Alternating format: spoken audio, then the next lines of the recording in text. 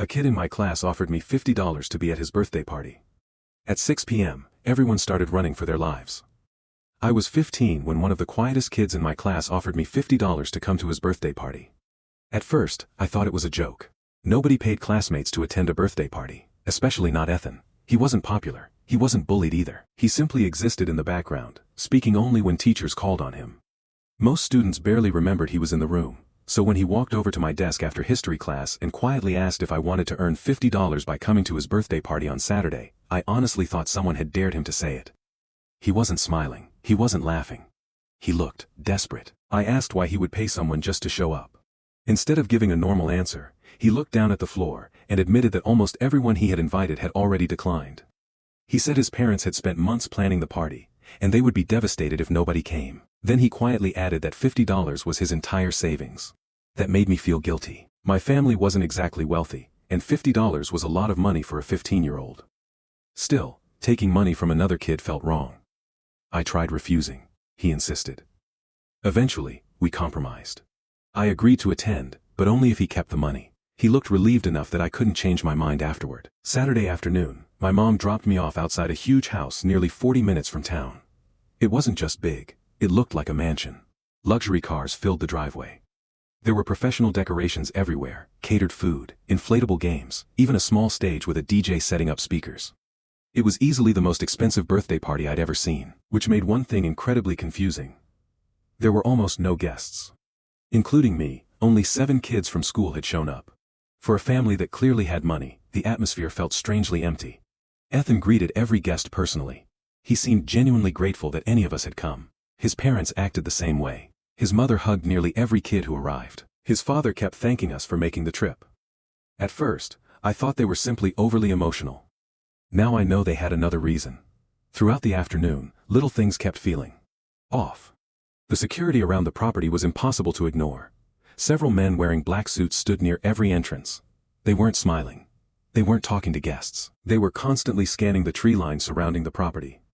I assumed they were private security hired because the family was wealthy. Then I noticed something stranger. Every one of them wore an earpiece. Every few minutes they quietly received updates before looking toward the woods. Not toward the road, toward the woods. Around 5:30, another black SUV arrived. Several adults stepped out carrying heavy metal cases. No one explained what was inside. Instead of joining the party, they disappeared into the house with Ethan's father. The music continued. Kids kept playing games. Parents laughed as if nothing unusual was happening. But the adults weren't relaxed. They kept checking their watches. Over and over again. At exactly 5:58 p.m., I noticed Ethan stop smiling.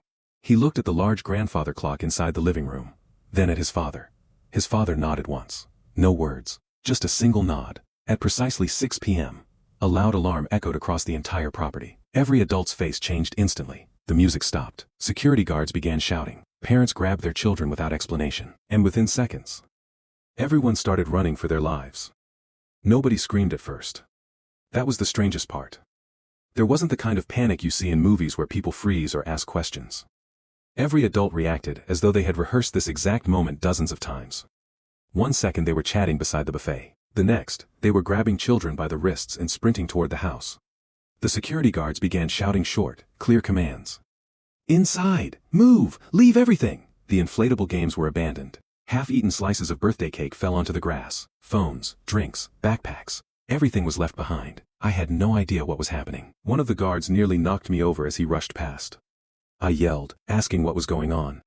He didn't answer. Instead, he grabbed my shoulder and pushed me toward the front door. Run! That single word was enough. I ran. Within less than a minute, nearly everyone had crowded into the mansion.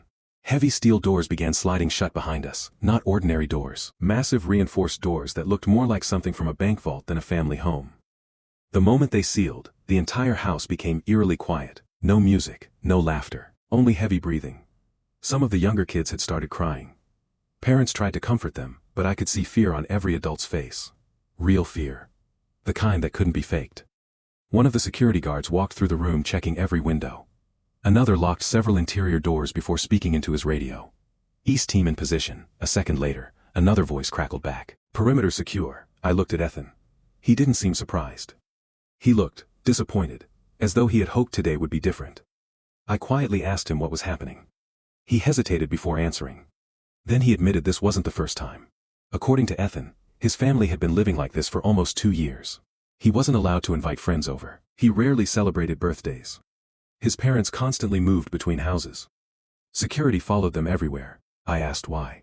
He looked toward the floor before giving the answer. His grandfather had built one of the largest cybersecurity companies in the country. A few years earlier, the company had helped law enforcement dismantle several international criminal networks. Since then, the family had received repeated threats.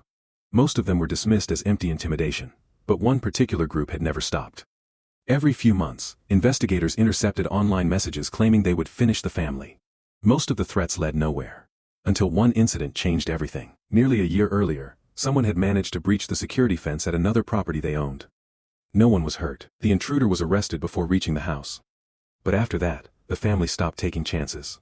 Every gathering became a carefully planned security operation. Even birthday parties. I stared at him, trying to process everything. It sounded unbelievable. Yet the armed guards, reinforced doors, and frightened adults surrounding us made it impossible to dismiss. Just then, one of the security officers received another radio transmission.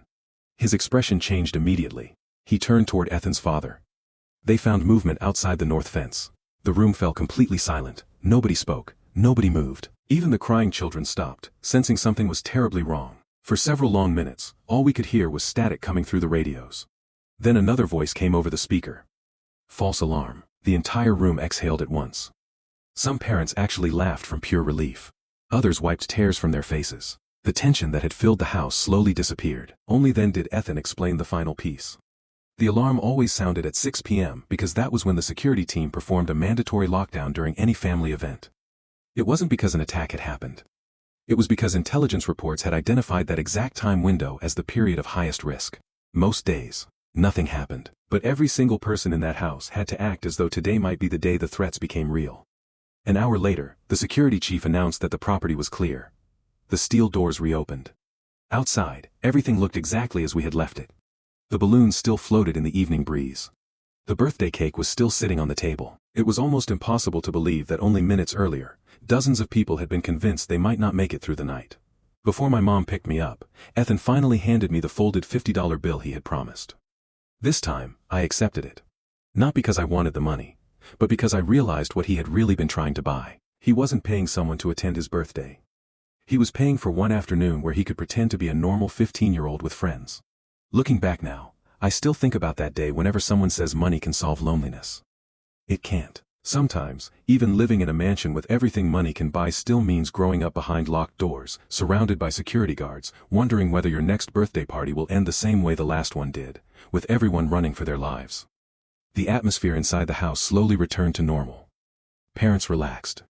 Children wandered back toward the game room. The J even restarted the music after receiving permission from the security team.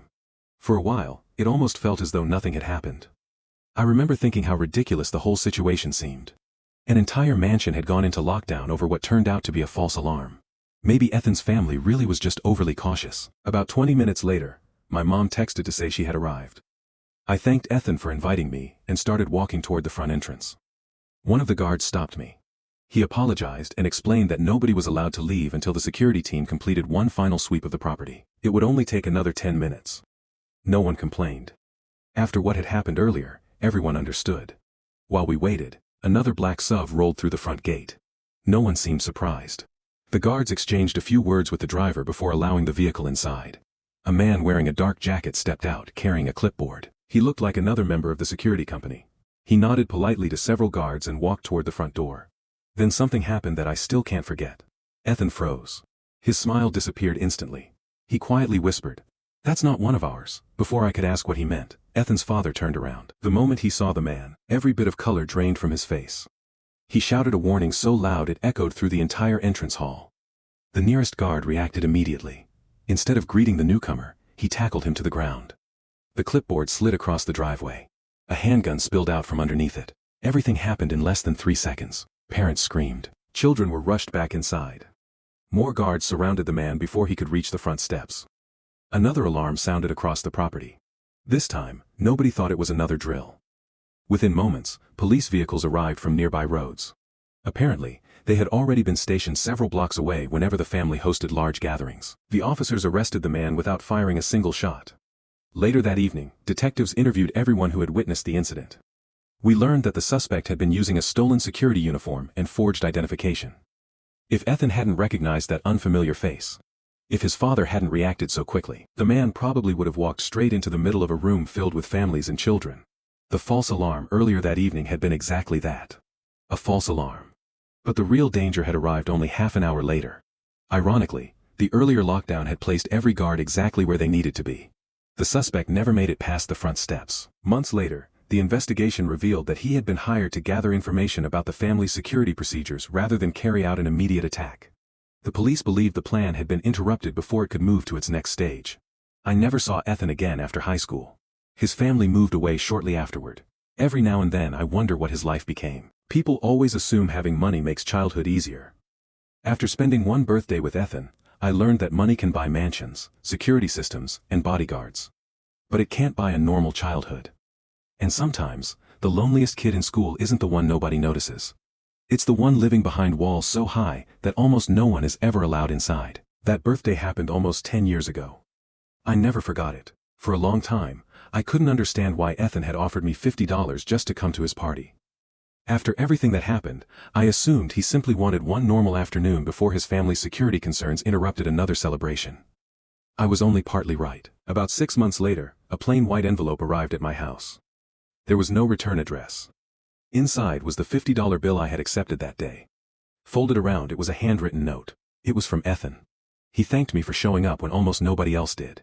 He admitted that none of the money had ever mattered. He had only offered to pay because he knew people were more likely to say yes if there was something in it for them. He also apologized for what had happened that evening. His family had debated canceling the party after receiving another threat earlier that week, but his parents couldn't bear the thought of him spending yet another birthday completely alone. The last part of the letter stayed with me. He wrote that everyone at school thought he was quiet because he didn't like people. The truth was much sadder. He had stopped trying to make friends because every friendship eventually ended the same way. His family would move, change schools, or disappear after another threat, and he would have to start over somewhere else. It hurt less, he wrote, if he never got too close to anyone in the first place. I never heard from him again. Years later, I searched his name online out of curiosity. There were no social media accounts, no graduation photos, no public records beyond a few academic awards from schools in different states. It was as if he had simply vanished. Maybe that was intentional. Maybe it was the safest way for him to live. Looking back now as an adult, I realize the most memorable part of that day wasn't the alarms, the armed guards, or the man who tried to walk through the front gate pretending to be security. It was the moment before any of that happened. A 15-year-old boy stood in front of me at school, holding out his entire savings because he didn't want to spend another birthday by himself. Everyone remembers the panic that started at 6 o'clock. I remember what happened before that. A lonely kid who had everything money could buy. Except a normal life. I still keep that $50 bill in the same envelope. I've never spent it, because to me, it isn't $50. It's a reminder that sometimes the people who seem to have the most are quietly carrying burdens no one else can see. And every year when my birthday comes around, I think about Ethan. I hope that wherever he is now, he no longer has to celebrate behind locked doors or wonder whether his guests will have to run for their lives before the cake is even cut.